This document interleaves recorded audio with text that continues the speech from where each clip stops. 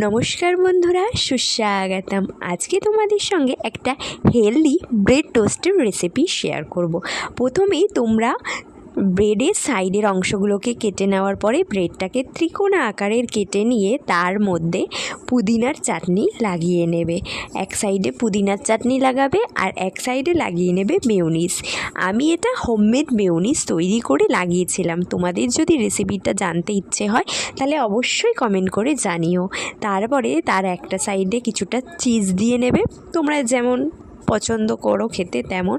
আর তার সঙ্গে দিয়ে দেবে গ্রিন চিলির সঙ্গে তোমরা একটু ক্রিসান সস মিলিয়ে টোস্ট করে তারপরে সেগুলোকে স্যান্ডউইচের মধ্যে দিয়ে তারপরে সেটাকে দুটো পার্টকে একসঙ্গে জুড়ে দেবে। তারপরে একটা টোস্টার নিয়ে সেখানে বাটার ব্রাশ করে দু সাইডে দুটো ব্রেড রেখে এপিট ওপিট প্রায় 10 মিনিট ধরে গ্যাসে হালকা করে ছেঁকে নিলেই তৈরি হয়ে যাবে ব্রেড টোস্ট। তোমাদের সঙ্গে দেখা আবারও হবে কোনো একটা ভিডিওতে। Thanks for watching, love you guys, tata.